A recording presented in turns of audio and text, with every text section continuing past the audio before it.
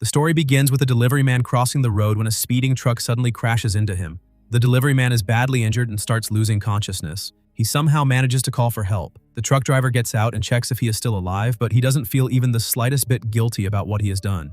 Instead, he only thinks that there are no cameras around, so he can easily get away with it. He gets back into his truck, and then a dangerous thought crosses his mind. If he simply kills this man, he won't have to pay for the consequences for the rest of his life. But even after some time, he doesn't completely escape the punishment for his crime. He is sent to prison, but gets out after just 1 year. Even after being released, he shows absolutely no remorse. In fact, when the injured man's mother threatens to cause trouble in his life, he gets angry at her instead. He doesn't even realize that he has completely destroyed someone's life. But a mysterious man standing at a distance has been watching his every move. That same night, the truck driver is relaxing in his bathtub. Suddenly, a man dressed in black appears from behind and pushes his head underwater. The driver desperately struggles to escape, but the mysterious man refuses to let him go. Eventually, he gets the punishment he deserves. A short while later, the police arrive at the scene, but they can't find any major evidence.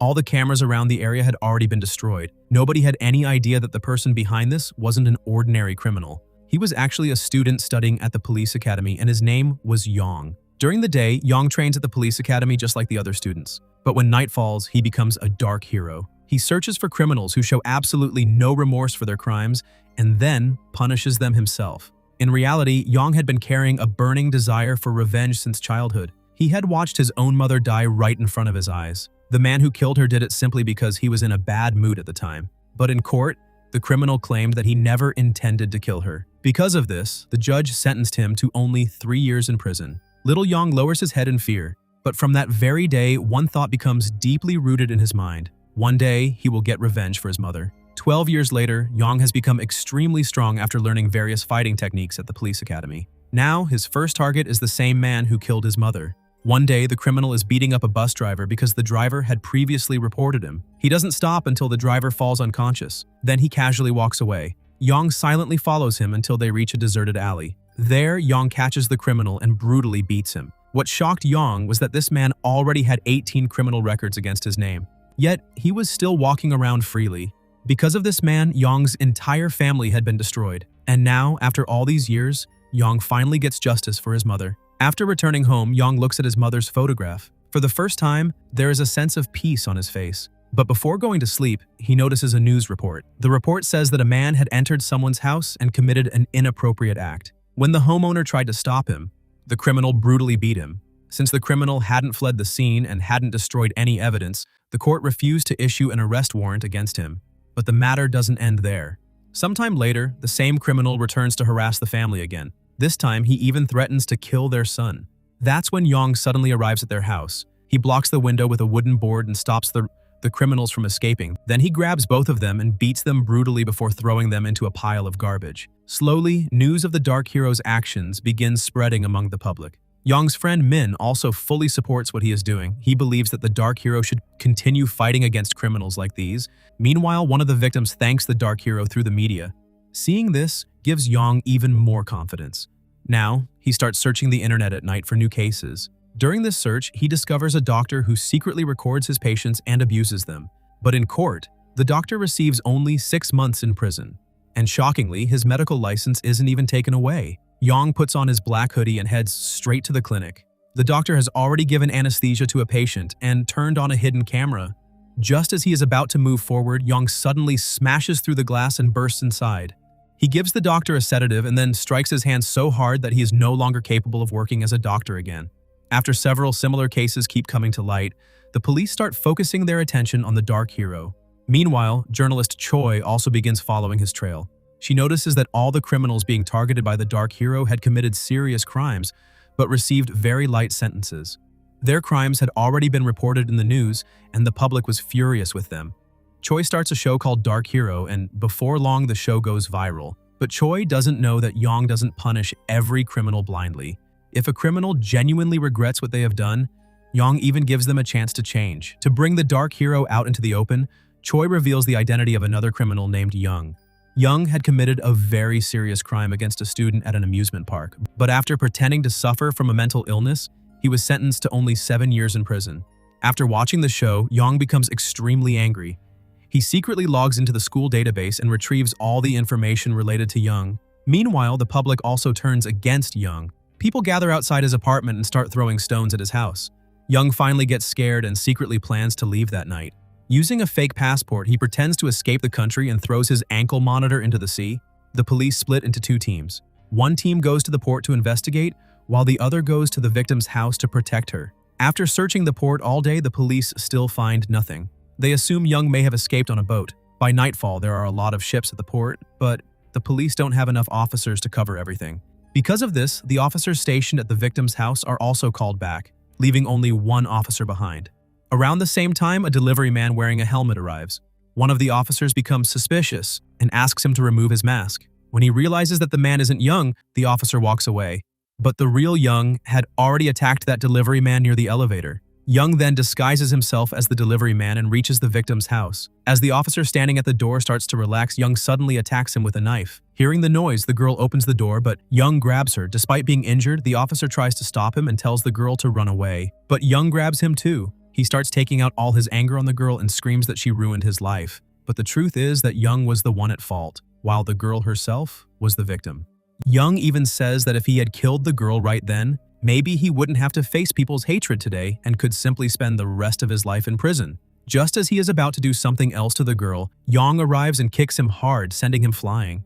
After that, Young repeatedly beats Young, unleashing all his anger on him. Eventually, Young becomes terrified and starts apologizing to Young, begging him to spare his life. Young warns him that if he wants to stay alive, he must write an apology letter. Meanwhile, Choi realizes that Young's real plan was never to escape the country.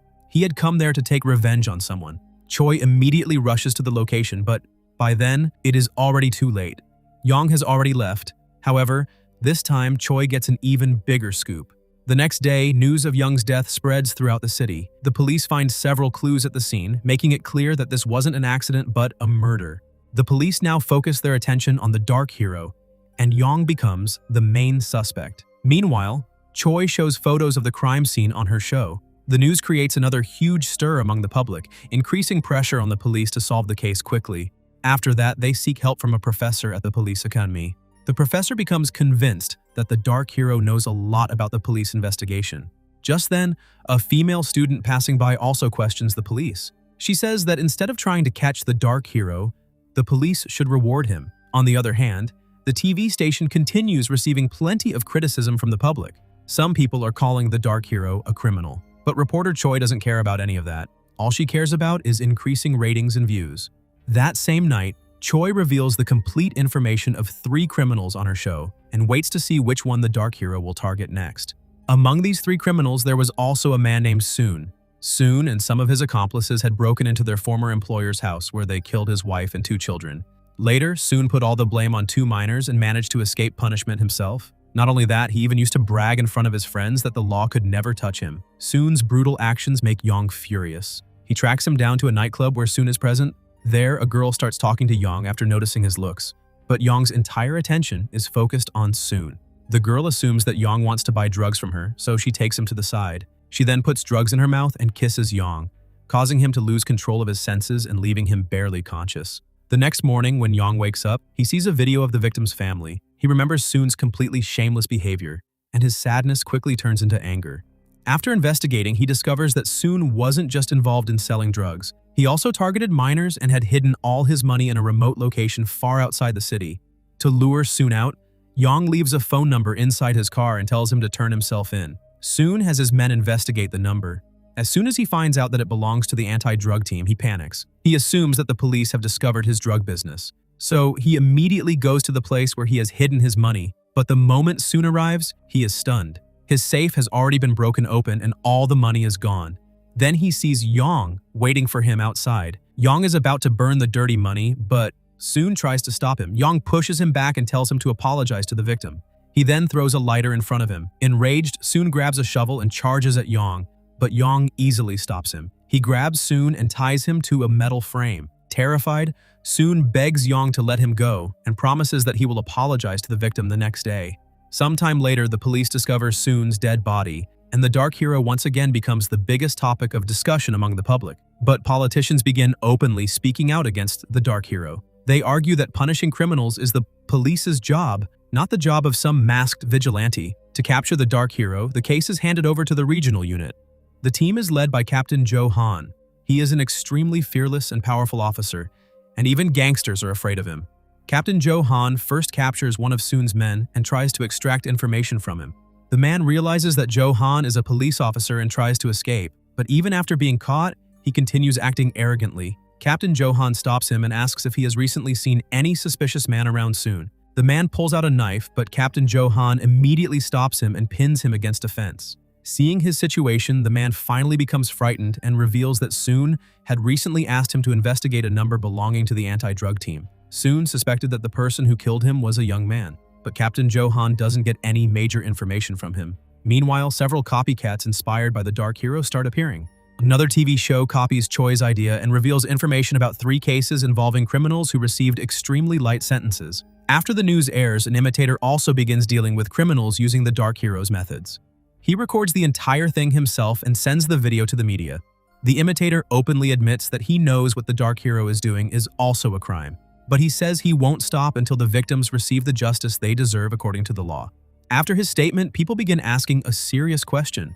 Will these Dark Heroes ever come to an end? Yong never imagined that his actions would create such a huge disturbance throughout society. Joy also starts believing that this isn't the real Dark Hero. Joe Han notices the same thing. Although their methods are similar, the real Dark Hero never harms women or minors. Yong decides to stay quiet for a while, but then an incident once again awakens his sense of justice. An elderly woman was collecting scrap on the street. She was walking slowly, and this made a rich man angry. He hit her with his car and she died on the spot.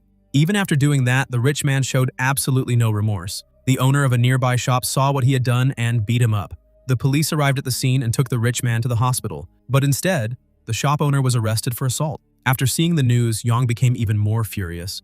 He had known the old woman for a long time. Her husband was often sick, so she used to collect scrap to somehow make a living. Yong would often help her organize the boxes, and in return, the woman would give him candy. Thinking about her, Yong decides that he will make sure she gets justice. That same night, the rich man's brother arrives at the old woman's house and tries to settle the matter by offering money, but no one answers the door. Yong secretly follows him and catches him, teaching him a lesson. After that, he puts the police in such a situation that they are forced to leave. As soon as he gets the chance, Yong makes his way to the rich man's hospital room. He puts a milk bottle in his mouth to scare him and tells him to go before the judge and demand the maximum punishment for himself. Otherwise, his troubles will only get worse. After that, Yong disguises himself as a doctor and walks out. But Captain Joe Han senses that something is wrong. He is just about to follow him when suddenly, a cry for help comes from the hospital room. When he enters, he sees that John himself is tied to the bed and is pretending to be terrified. The captain immediately realizes that the man who left disguised as a doctor was the Dark Hero. Just then, all the security cameras in the hospital suddenly stop working. Yong also realizes that he's in danger. He quickly changes his clothes and disappears from there during the night. Meanwhile, the rich man tries to call his brother, but his phone is found inside the milk box that Yong had left behind. Suddenly, a man dressed in black appears in front of him and pushes him out of the window. Yong watches in shock as the same imitator climbs down using a rope and escapes in an ambulance. Yong follows him and somehow manages to get inside the ambulance as well. As soon as they arrive, the imitator happily welcomes him. The two reach a quiet rooftop. The imitator was a huge fan of the Dark Hero and wanted to fight for justice alongside him. Yong carefully starts looking around. That's when the fake Dark Hero tells him that he had shut down all the cameras in the area and had even been helping erase the evidence of Yong's actions. Hearing this, Yong loses his temper because everything he had done was meant to deliver justice. But this man had ruined everything. The two get into a fierce fight. During the fight, the man nearly falls from the building. But Yong doesn't care who he really is. All he wants is for this man to stay away from his work. However, this man in black wasn't an ordinary person. In reality, he was the vice chairman of a major company. He had already discovered that Choi had been present there the previous night and had recorded everything that happened around the area. So he goes directly to Choi and offers to sponsor her show. In return, he wants her to delete the video, but Choi clearly refuses. She says that she doesn't like running her reports according to someone else's wishes in exchange for money. She simply wants to reveal the truth without any pressure. After hearing Choi's words, the vice chairman decides to speak with her privately. He admits that he also likes the Dark Hero and supports what he is doing. He tells her that he also wants to expose the hidden wrongdoings taking place in society. In other words, they have the same goal: to protect the Dark Hero and bring the truth in front of the public. Meanwhile, Johan carefully investigates the crime scene. He realizes that the Dark Hero knows the entire process of a police investigation. Every time, he erases the evidence so thoroughly that the police are left with almost nothing. Johan takes all his findings to the professor. There, he suddenly runs into Yang. Looking at Yang's physique, Johan is reminded of the doctor from the previous night because their builds were quite similar. His suspicion becomes even stronger. Later, Johan arrives at the professor's office. There, he learns that students often help the police create case analysis programs as well. Now Johan begins to suspect that the Dark Hero might actually be someone connected to the police. He asks the professor to show him photos of the students, but the professor clearly refuses to share their personal information. Still, after hearing Johan's concerns, the professor also starts feeling slightly worried. The next day in class, the professor notices the marks on Yang's face and asks him what happened. Yang lies and says that he had a boxing match the previous night. The professor realizes that Yang isn't telling him the whole truth. Just then, the police arrive. They learn that some drunk guys had been harassing a girl the previous night, and Yang had saved her. Now the same girl has come to thank Yang, and the police want to take her statement about the incident. This clears the professor's suspicion, but the vice chairman had already prepared the entire setup. He had predicted that Yang wouldn't be able to give a proper explanation for the injuries on his face, so he sent that girl there and created a strong alibi for Yang. After this whole incident, Yang also realizes that if he wants to continue doing his work while keeping it hidden, he needs someone who can clean up the evidence left behind him, so he messages the vice chairman and asks him to meet the next day. But before that, Johan finds Yang and tries to convince him to abandon the path of violence. By now, Johan is completely convinced that Yang is the Dark Hero. He believes that if the Dark Hero turns out to be a good-looking guy with a respectable job, the public will start liking him so much that it will become difficult to stop him. That's why they decide to find someone who looks completely ordinary and useless. Then they will put all of the Dark Hero's crimes on him. This will make people believe that the Dark Hero isn't some great hero, but actually just a loser. Johan believes this is the best way to bring the Dark Hero's story to an end. Meanwhile, the vice chairman is secretly watching the conversation between the two. A short while later, he calls Yang. Yang starts suspecting that the vice chairman might be the one who revealed his secret to Johan, so he cancels their meeting. However, he also says that if the vice chairman can clone Johan's phone, then he might consider working with him. A short while later, a message arrives from the vice chairman saying that he has done Yang's job. Yang goes to a locker, he takes out a phone from there and starts checking Johan's call records. At the same time, a news story comes up on Choi's show. An actor who had been arrested for running an illegal website has been found dead. This case was connected to a businessman named Kim. Choi learns from her senior that Kim appears to be a completely legitimate businessman from the outside, but in reality, he is involved in an illegal gambling business. He often appeared at charity events as well, but anyone who went against him was dealt with in an extremely dangerous way. He would even throw his enemies into places where pigs were raised. Then Choi receives an anonymous tip. She reaches a warehouse and discovers a large number of servers being used for illegal gambling. Choi immediately starts taking photos and collecting evidence. Just then, the warehouse door opens and a hitman walks inside. This is where part 1 ends. If you want to see the next parts, let me know in the comments.